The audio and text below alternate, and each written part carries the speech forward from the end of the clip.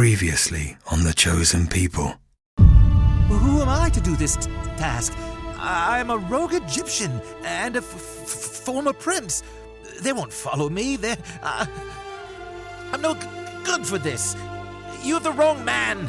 Once I have delivered my people and set them free, you will bring them back to this mountain.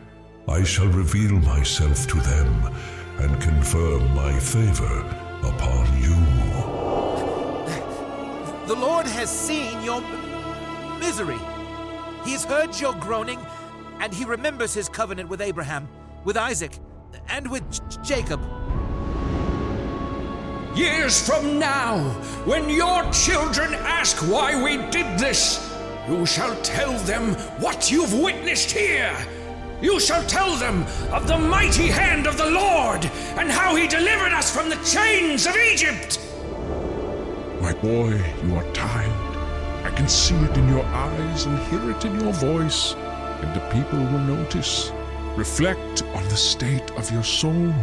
You should not be overseeing these trivial matters. You must be the one to represent the people before God, just as you've been doing. Bring their cases to him. Argue for them. Cry out for them. Yes, that much must stay. It is your job, your calling, your thing. And teach them, Moses. Teach them the laws, the statutes, the ways to live, and the things they must do.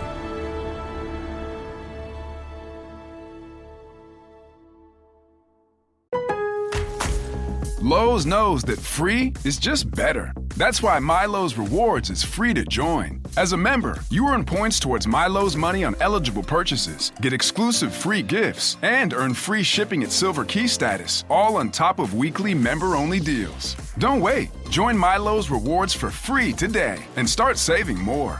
Lowe's, we help, you save. Loyalty program subject to terms and conditions. Details at lowes.com/terms. Subject to change. The mountain quaked, and the sound of the shofar grew louder. Moses spoke, and God answered him with thunder. Shalom, my friends, from here in the Holy Land of Israel. I'm Yael Eckstein with the International Fellowship of Christians and Jews. Welcome to the Chosen People. Picture this, a people weary from wandering, hearts heavy with the weight of their journey, and they're standing at the foot of a mountain. They have seen miracles. They have crossed seas. They have tasted freedom, but they still don't quite understand what it truly means to be free. And now they stand before Sinai. Are they ready? Are we ever ready for an encounter with the Almighty? For our lives to change forever? During tax season, your sensitive info does a lot of traveling to places you can't control. Stopping off at payroll, your accountant or tax preparer, and countless other data centers on its way to the IRS. Any of them can expose you to identity theft because they all have the info on your W-2, just the ticket for criminals to steal your identity. No wonder the IRS reported tax fraud due to identity theft went up 20% last year. You need LifeLock. They monitor millions of data points per second and alert you to threats you could miss. If your identity is stolen, LifeLock's U.S.-based restoration specialists will fix it, backed by the $1 Million Protection Package. And restoration is guaranteed, or your money back. Don't let identity thieves take you for a ride. Get LifeLock protection for tax season and beyond. Join now and save up to 40% your first year. Call 1-800-LifeLock and use promo code IHEART or go to lifelock.com/iHeart for 40% off. Terms apply. Stop hitting snooze on new tech. Upgrade the whole team at Lenovo.com. Unlock AI experiences with the ThinkPad X1 Carbon. Powered by Intel Core Ultra processors, so you can work, create, and boost productivity all on one device. Win the tech search for business PCs at Lenovo.com. Lenovo. This President's Day, upgrade the look of your home without breaking your budget. Save up to 50% site-wide on brand new window treatments now at Blinds.com. Blinds.com, the #1 online retailer of custom window treatments, is the better way to give your home the presidential treatment. Blinds.com makes it easy with free virtual consultations on your schedule and samples delivered directly to your door, fast and free. Choose from trending woven wood shades or upgrade to motorized. Blinds.com has everything and more, all with upfront pricing and no hidden fees. Need help with installation? Blinds.com can handle it for you. Or DIY with expert guidance from our design pros. With over 25 million windows covered and our 100% satisfaction guarantee, you can count on Blinds.com to deliver results you'll love. Shop Blinds.com's President's Day mega sale right now and save up to 50% site-wide, plus a free professional measure. Up to 50% off site-wide at Blinds.com. Rules and restrictions may apply. Moses paused to catch his breath and leaned against a boulder protruding from the side of Mount Sinai. The air grew thinner as he climbed. Moses found that he needed to stop and rest more frequently lately. He was feeling his age, in his bones, in his lungs, and in his mind. Yet one thing remained: curiosity. Moses eagerly sought the place where the Lord first spoke to him through the burning bush. Over a year had passed since he first laid eyes on that glorious light. Oh, how his life had changed since that fateful day. Curiosity had drawn Moses to go seek that spot out again. He led his people south into the Sinai Peninsula, along the Red Sea. The roundabout was a far safer route than clinging to the heavily trafficked roads along the Mediterranean Sea. Even though this route was the safer and more pragmatic choice, Mount Sinai compelled Moses to lead them there. He wanted the people to see it and behold it as he once had. He also wondered when else he would see this part of the world, where he had spent so much of his life tending to Jethro's flocks. Simpler times. Moses often daydreamed about life before all this, before the call of God radically changed his life, before the burden of leadership, before the constant white noise of complaints and infighting. After searching for a while, he found the approximate place of the holy fire, but it was hard to say where it actually burned.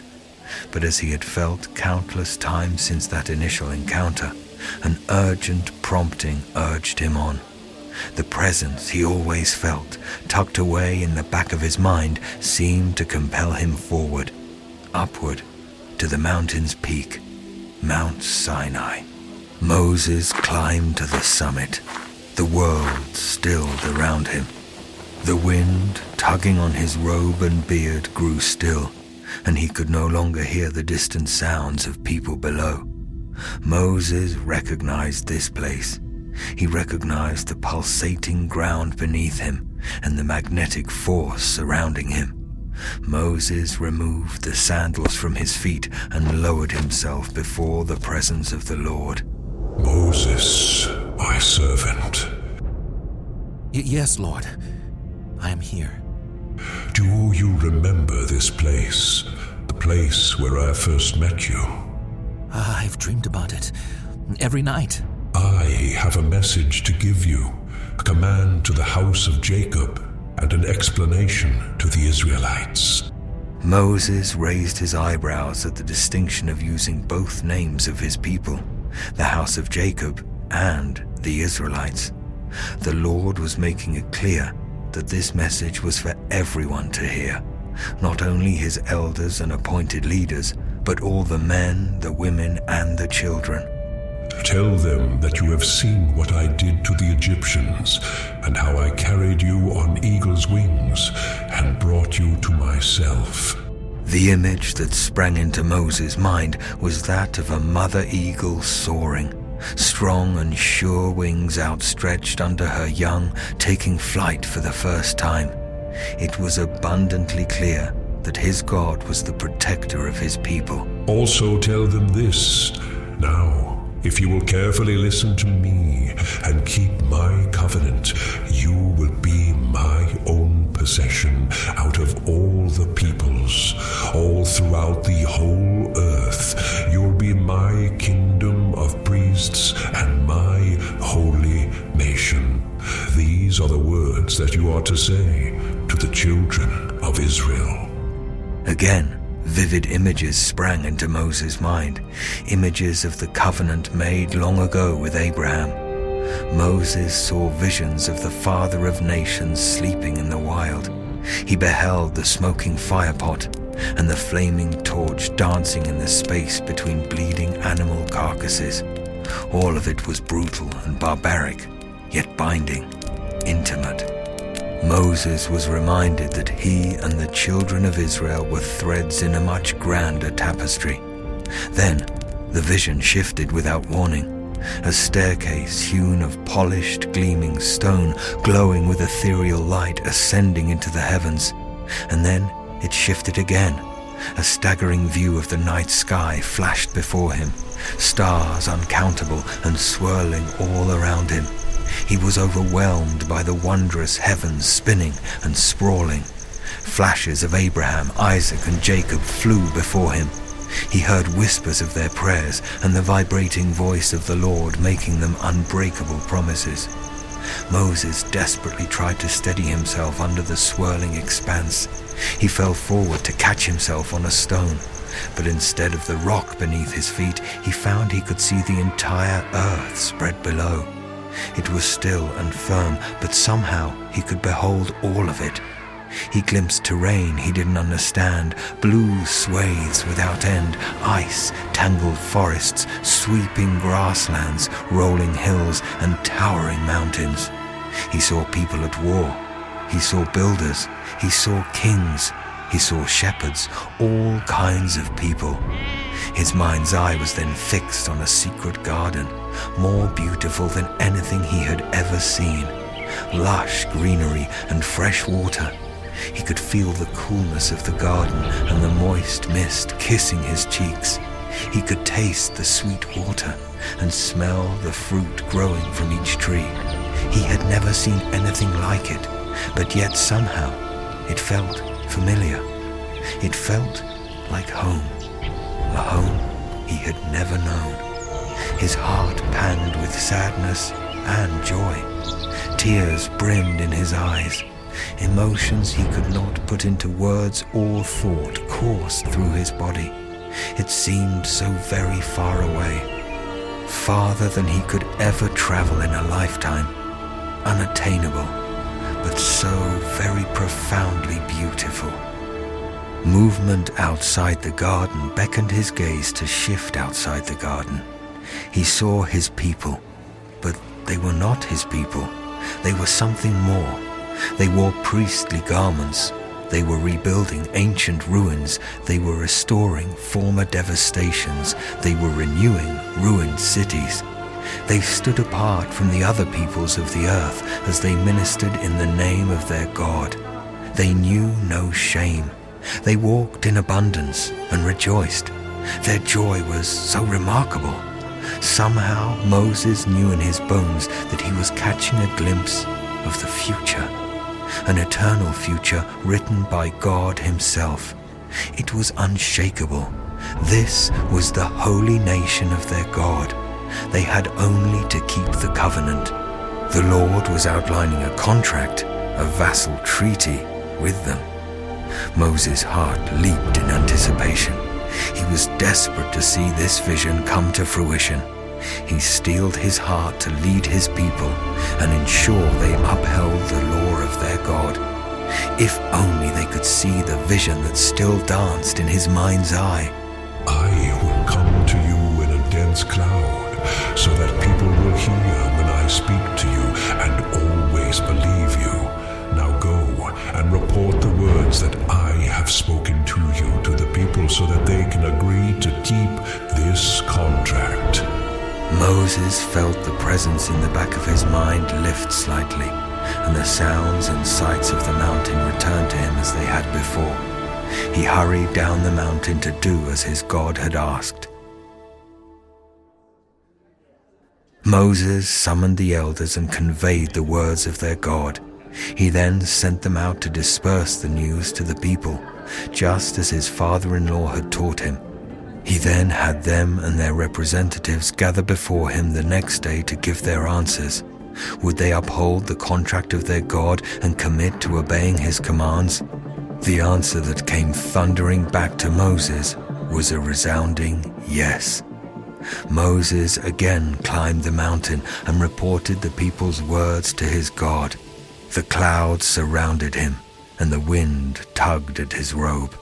He shouted over the howling storm, arms outstretched. Lord Most High, the people have an answer. They have chosen to follow you. They have chosen to worship you and you alone. Good. Go to the people and consecrate them today and tomorrow. They must wash their clothes and be prepared by the third day. For on the third day I will come down on this mountain in the sight of all the people, put boundaries for the people all around the mountain, and say, be careful that they don't go up on the mountain or touch its base. Anyone who touches the mountain must be put to death. No hand may touch the offender.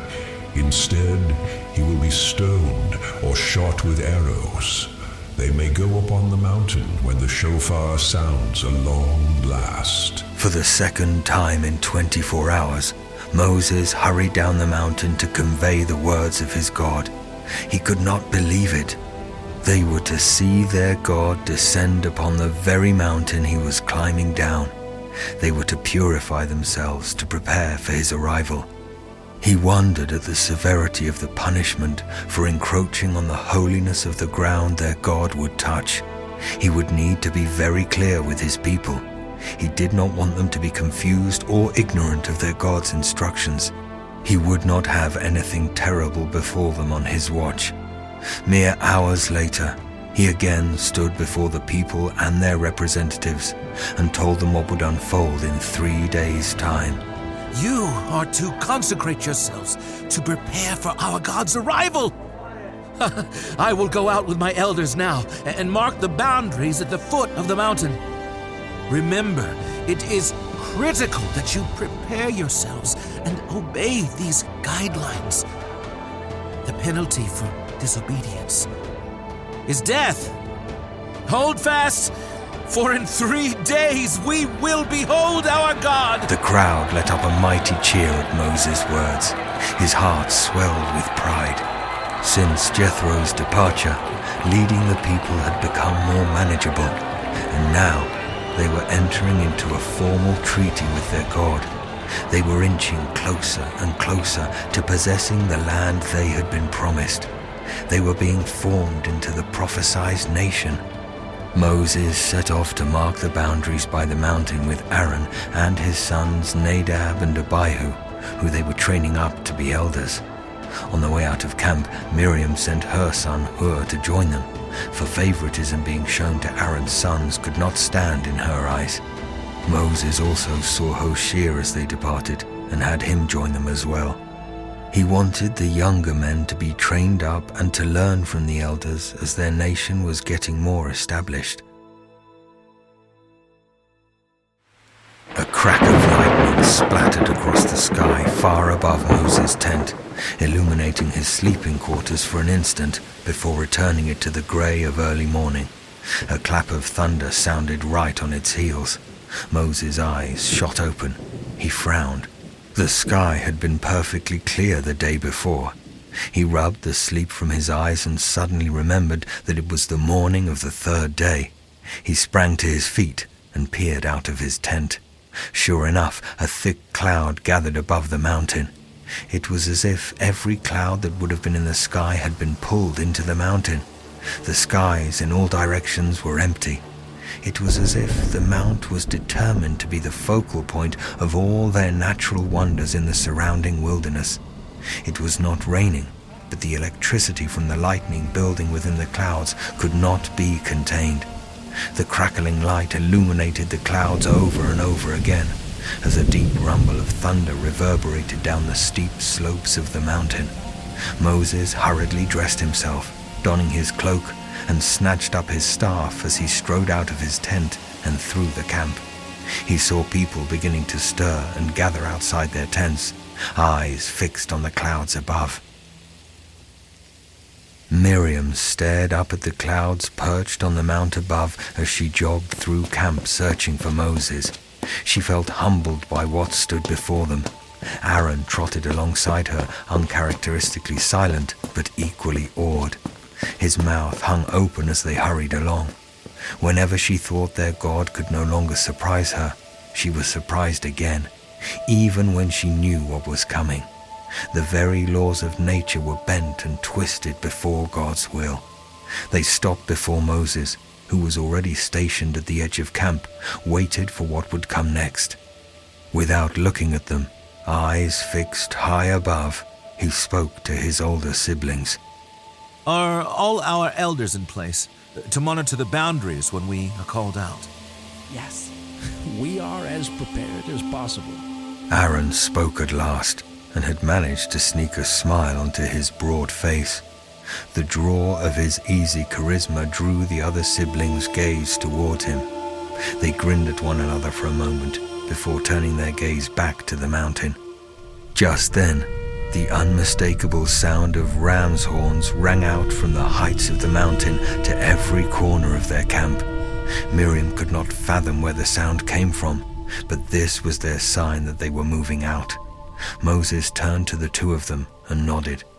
Miriam and Aaron nodded back in unison, and the three of them led the Israelites out to meet their God. The ringing of the shofars resounded through the camp, and Hoshea could feel the echoes pulsate in his skull. The sound enveloped him and the others as Moses marched them out of camp toward the mountain. Hoshea still couldn't believe Moses appointed him to lead his tribe to their designated boundary to wait for their God. His tribe leader still led them, but Hoshea ensured no one stepped over the line or got into danger. Moses had made it clear that no mercy would be shown to anyone who disobeyed, and Hoshea could not imagine failing Moses or violating the instructions of their God. He threw back his shoulders and straightened his spine as he walked alongside his tribal leader at the head of their column toward the mountain, the trumpets still ringing in his ears.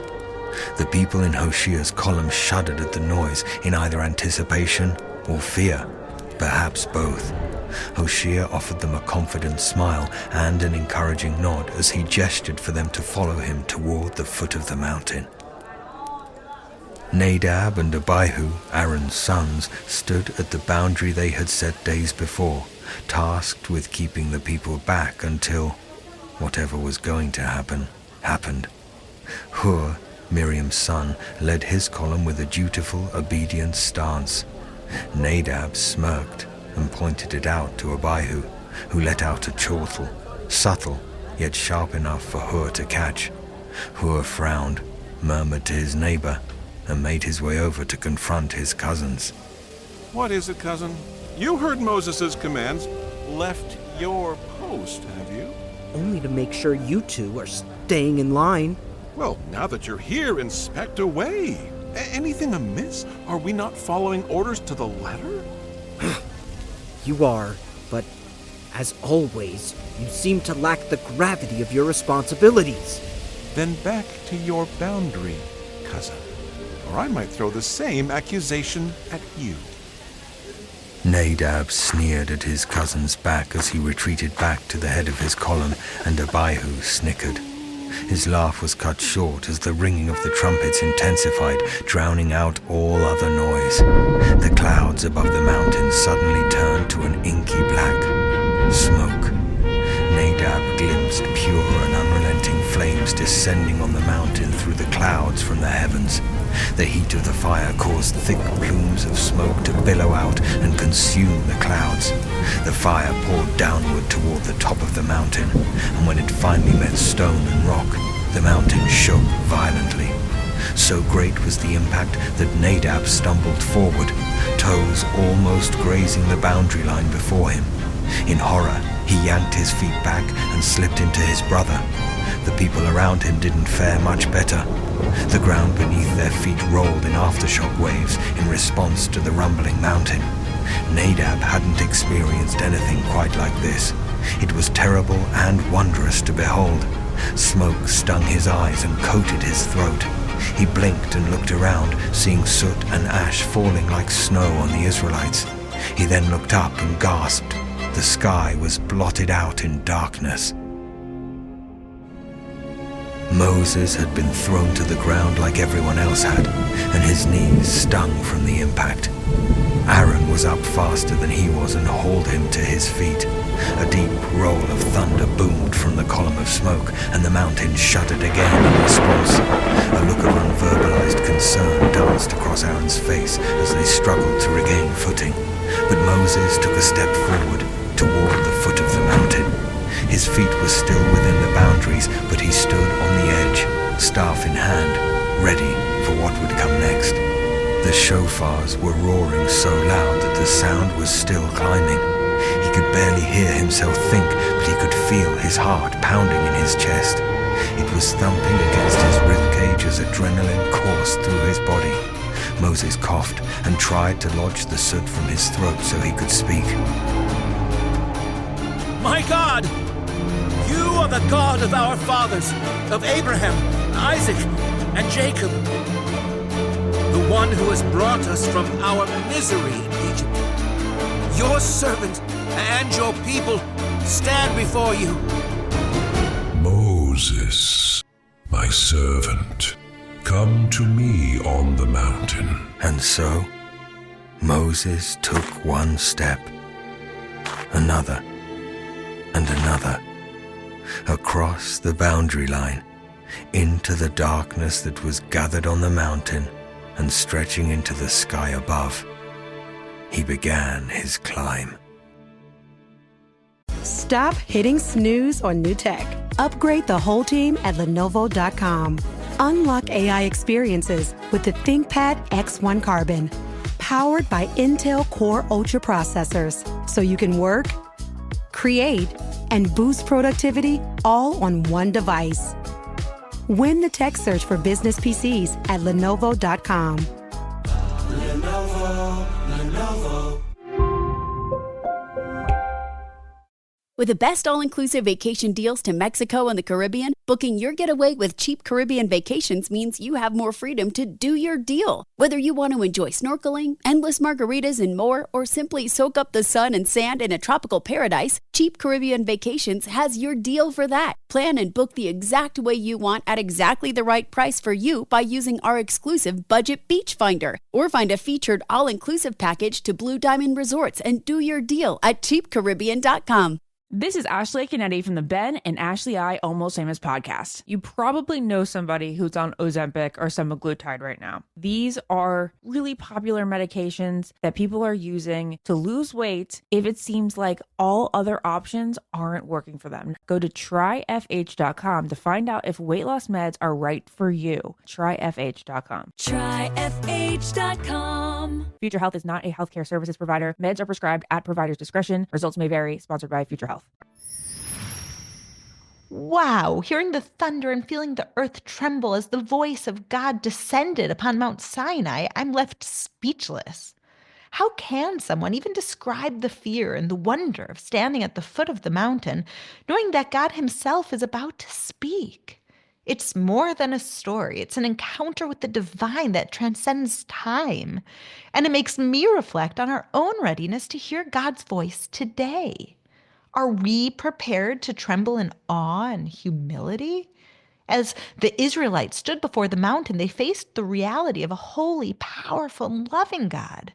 Their experience is a reminder to all of us of the sacred covenant that we are part of and the divine words that guide our lives as the chosen people. One of the fellowship's main ministries, and one we have been doing for many decades, is our Aliyah program. Aliyah is the Hebrew word that we use for immigrating to Israel. The ingathering of the Jewish people from all four corners of the earth is called Aliyah. So when a Jewish person moves to their biblical homeland of Israel, they are making Aliyah. When my father, Rabbi Yael Eckstein of blessed memory, began the fellowship's Aliyah program, he gave it a biblical name. He called it On Eagle's Wings. But this beautiful name is more than just a poetic imagery. It's a testament to the way God brings Jews home to Israel. One of the most incredible privileges that I've had while working at the fellowship is welcoming Aliyah flights from Ethiopia. These Jewish Ethiopian immigrants are part of the once lost tribe of Dan. Could you imagine that? For 2,000 years, they were lost and exiled, and now they're found in Ethiopia. And it's Christians who are helping them make Aliyah, to move back to Israel, to their biblical homeland. Seeing them arrive in Israel, tears streaming down their faces, is nothing short of miraculous. As I departed the plane with them in Israel, God's promise from Isaiah to bring his people back from all four corners of the earth was unfolding right before my eyes. I looked up to the heavens and I said, Lord, this is the fulfillment of biblical prophecy. And in the passage that inspired today's episode, the Bible tells us, quote, I carried you on eagle's wings and brought you to myself. Isn't that beautiful? But the Jewish sages teach us something profound about this verse too. Most birds carry their young in their claws. They fear the predators above, so they carry their babies under their stomach. But the eagle, it flies higher than any other bird. It places its young on its wings. It shields them from all harm, just like an eagle. God protects us, the chosen people, from danger. And no one flies higher than God. We are safe in his embrace. The new immigrants, olim in Hebrew, inspire me. These people escaped poverty and anti-Semitism and are now living freely in their Jewish homeland. These people called to become part of the nation of Israel are the same people that we read about in the Bible every day. This same chapter of Exodus has something else for the people of Israel to learn, for all of us as the chosen people to learn. Just 2 verses later, God tells Israel, quote, you will be for me a kingdom of priests and a holy nation. This isn't just a title, my friends. This is a mission. We are called to be a kingdom of priests. Our role is to help the world draw closer to God.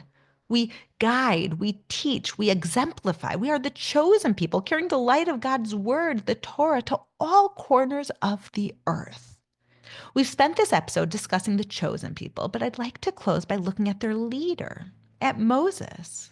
As Moses assembled the people, the Bible tells us, then Moses led the people out of the camp to meet with God, and they stood at the foot of the mountain. The great Jewish commentator, Rashi, has a beautiful teaching about this verse, verse 17. Rashi says, unlike the common practice in which the monarch comes after the people have gathered to greet him, here we see that God came to Mount Sinai and waited for Israel, such as his love for his treasured nation. I think about that and I say, wow, what a humbling statement. It's one I think about almost every day, that God loves us so much that he waited for us to come to his mountain to give us the Torah. So isn't it our duty then to fulfill his mission for us as the chosen people? Thinking about this renews my energy as I lead the fellowship, and it inspires me to feed more hungry people, to visit more lonely elderly, to bring greater security to Israel, and to bring even more people on eagle's wings home to the Holy Land. And all of this goes back to Mount Sinai, when God gave the chosen people our mission, which is a mission we all still carry out today. You can listen to The Chosen People with Yael Eckstein ad-free by downloading and subscribing to the pray.com app today. This pray.com production is only made possible by our dedicated team of creative talents. Steve Katina, Max Bard, Zach Schellebarger, and Ben Gammon are the executive producers of The Chosen People with Yael Eckstein, edited by Alberto Avila, narrated by Paul Coltofianu. Characters are voiced by Jonathan Cotton, Aaron Salvato, Sarah Seltz, Mike Reagan, Stephen Ringwald, Sylvia Zaradok, and the opening prayer is voiced by John Moore. Music by Andrew Morgan Smith, written by Bree Roseley and Aaron Salvato. Special thanks to Bishop Paul Lanier, Robin Van Etten, Caleb Burrows, Jocelyn Fuller, and the team at International Fellowship of Christians and Jews. You can hear more pray.com productions on the pray.com app, available on the Apple App Store and Google Play Store. If you enjoyed The Chosen People with Yael Eckstein, please rate and leave a review. Are you still quoting 30-year-old movies? Have you said cool beans in the past 90 days? Do you think Discover isn't widely accepted? If this sounds like you, you're stuck in the past. Discover is accepted at 99% of places that take credit cards nationwide. And every time you make a purchase with your card, you automatically earn cash back. Welcome to the now. It pays to Discover. Learn more at discover.com/creditcard, based on the February 2024 Nielsen report. Clorox Sentiva smells like grapefruit. Cleans like Clorox. And feels like...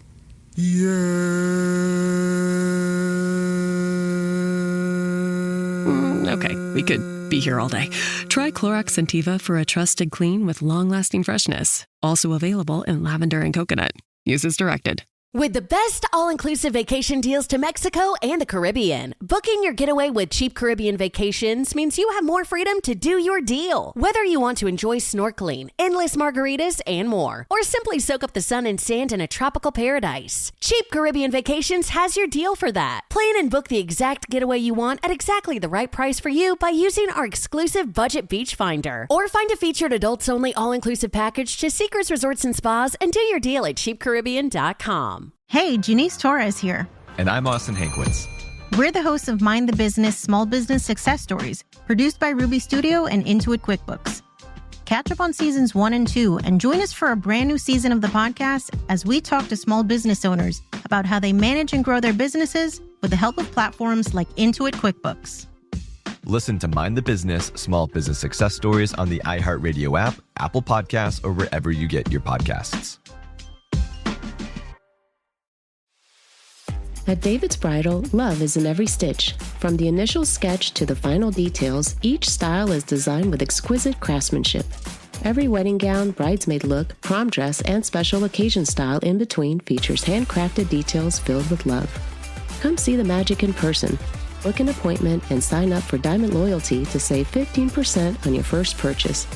Earn points towards special rewards and more at davidsbridal.com.